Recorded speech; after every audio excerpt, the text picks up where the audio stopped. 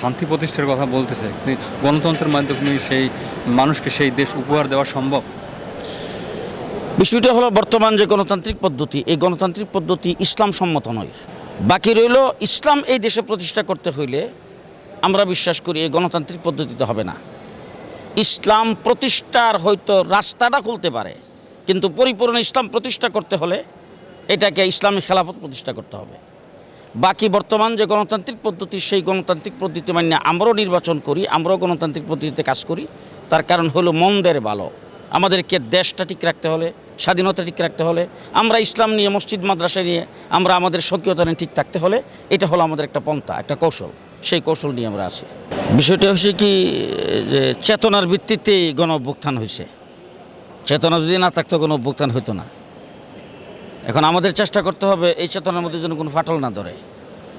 গণ অভ্যুত্থান যখন গত 1 বছর আগে যখন হইল, তখন দেশ জাতির মধ্যে যে একটা চেতনা ছিল, যে একটা ঐক্য ছিল, সে ঐক্যটা যত দৃঢ় হবে, ঐক্যটাকে যতদিন আমরা ধরে রাখতে পারবো, আমরা দেশ গড়তে পারবো, দেশের ভবিষ্যৎ ভালো হবে, আমরা আমাদের চেতনা নিয়ে সামনে অগ্রসর হতে পারবো।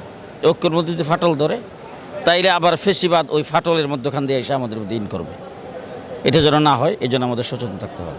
আমরা দেখেছি যে আপনি যে ঐক্যের কথা বললেন, বাংলাদেশে যে দলগুলি মাঝে মধ্যে ঐক্যবদ্ধ হয়, এরা শুধু নামে মাত্র, কিন্তু বাস্তবে যে ঐক্যবদ্ধতা, যে ঐক্যের যে শক্তি, সেই শক্তি আমরা দেখি না। যদি দেখতাম তাহলে এতদিন হয়তো বাংলাদেশের মানুষ ভালো কিছু দেখতেও পারতো, কিন্তু সেই ঐক্যের জায়গায় তো মানুষ আসতেছে না। যেমন ইসলামী যে দলগুলি আছে, তারা তো যার যার চেহারা নিয়ে বসে আছে, কেউ একজনকে নেতা মানে না, যার যার নেতা সে ওই নেতা মানে, যার যার চেয়ার সে দখল করে আছে। কোরআনের যে ঐক্যের কথা বলা হয়েছে, সেই ঐক্য কি আমরা দেখতে পাবো? এখানে আমরা দুইটা কথা বলেছেন। একটা হলো আমাদের জাতীয় ঐক্য।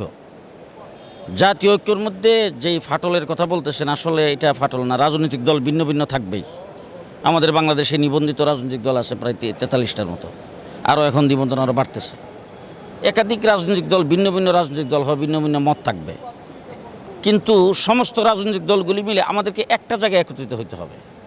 ফেসিবাদের বিরুদ্ধে, জুলুম নির্যাতনের বিচার, গুম হত্যার বিচার, লুণ্ঠনের বিচার, দেশকে তলাবিহীন জুড়িতে যারা পরিণত করেছেন, এই দেশ জাতির স্বার্থে আমাদেরকে এই জায়গাটাই ঐক্যবদ্ধ হতে হবে।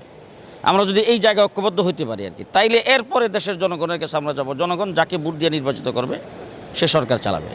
কিন্তু দেশে যাতে লুণ্ঠন আর না হয়, গুম যাতে না হয়, বিচার বহির্ভূত হত্যা যাতে না হয়, নির্যাতন নিপীড়ন যাতে দেশে না আসে, এই জায়গায় আমাদের ঐক্যবদ্ধ হওয়া দরকার। 2 নম্বর কথা বলেছেন এদেশে উলামায়ে কেরাম। এদেশে উলামায়ে কেরাম অতীতে এক ছিল, এখনও এক আছে, সামনেও এক থাকবে। মৌলিক বিষয়ে আমরা সবাই এক, তার মধ্যে কোনো ভেদাভেদ নাই। হ্যাঁ, বিভিন্ন বিষয় আছে, আংশিক বিভিন্ন বিষয়, যেই বিষয়গুলি নিয়ে আসে আমাদের মধ্যে মতানৈক্য আছে, সেগুলি হইল মানে মৌলিক কোনো আকীদাগত বিষয় না, সাংগঠনিক বিষয়। আমি মনে করছি আমার একটা সংগঠন এই দাসে চললে ভালো হবে, উনি মনে করছে ওনার সংগঠনটা এই দাসে চললে ভালো হবে।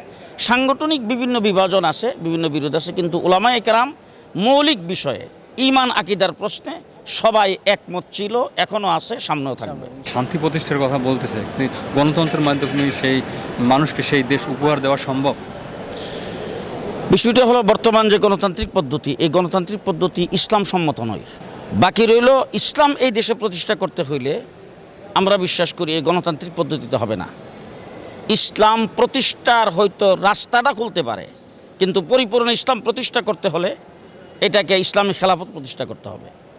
বাকি বর্তমান যে গণতান্ত্রিক পদ্ধতি, সেই গণতান্ত্রিক পদ্ধতি মানে আমরাও নির্বাচন করি, আমরাও গণতান্ত্রিক পদ্ধতিতে কাজ করি। তার কারণ হলো মন্দের ভালো। আমাদেরকে দেশটা ঠিক রাখতে হলে, স্বাধীনতা ঠিক রাখতে হলে, আমরা ইসলাম নিয়ে, মসজিদ মাদ্রাসা নিয়ে আমরা আমাদের স্বকীয়তা নিয়ে ঠিক থাকতে হলে এটা হলো আমাদের একটা পন্থা, একটা কৌশল। সেই কৌশল নিয়ে আমরা আছি।